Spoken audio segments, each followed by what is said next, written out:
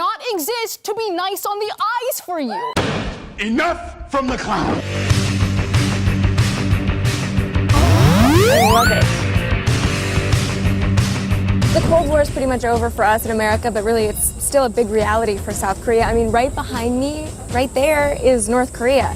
And they have about 9 million active and reserve troops. They have at least 2,500 tons of biochemical weapons. You know, they have artillery, they have 1 or 2 nuclear missiles, and they're really close, and they don't have a sense of humor. On June 25th, 1950, North Korea invaded South Korea with the goal of creating a unified communist country. However, the West did not sit by quietly. General MacArthur led a large military force that pushed the North Koreans back to the 38th parallel, creating a demilitarized zone separating the North and the South. Although the armed conflict might be over, the threat of violence continues to hang over their heads. You can see up behind me there's a guard tower, and that's where the North Koreans are actually sitting there right now watching all of this going on. This is one of the infiltration tunnels that North Korea dug to invade Seoul, but they found the tunnel and of course put a stop to it, and so we're going to go down to the end of the tunnel and see what we can see. So they painted all the walls black so that if anybody found it, they could pretend it was an abandoned coal mine. But at its peak, they were hoping to send about 10,000 soldiers per hour through the tunnel into South Korea.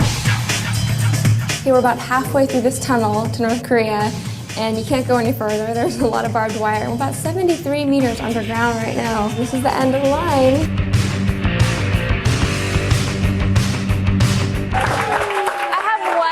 Bit of sex advice for you. If it's pink in the middle, stick it back in for a while.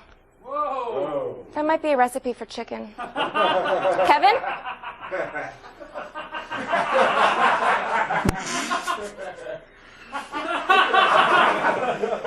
Kevin? It's called Fooly Cooly or FLCL. Now these are nonsense words. This doesn't mean anything. The person who made this decided that he liked the way it sounded. I like the way it sounds. Yeah, Fooly Cooly, and it's Japanese animation. And what I think is the coolest part about it is, you know how in The Simpsons, everything is sort of random and crazy and strange and sort of not the non sequiturs? That's a lot of cool things about this video. There's like, all of a sudden it'll change into comic strip, and then all of a sudden it'll change into the characters watching themselves on the screen commenting. And then there's adventure, and my favorite character who we're going to see in this clip coming up, she is a pink-haired, yellow-eyed alien rock star, and she hits people with her electric guitar. Okay. Here she's beating up some monsters. Oh.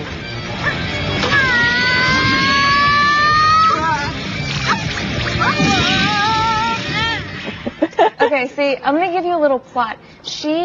You don't really know what's going on. Okay. Kind of. No, I don't.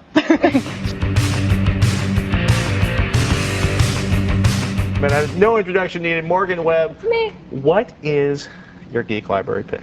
This is one of my favorite movies. I would have to say second only to, of course, Real Genius with Val Kilmer. This is an anime film. It's called Ghost in the Shell. Yeah, it's very good. And I'm going to tell you why. The first thing I want to talk about is that it's a very beautiful movie.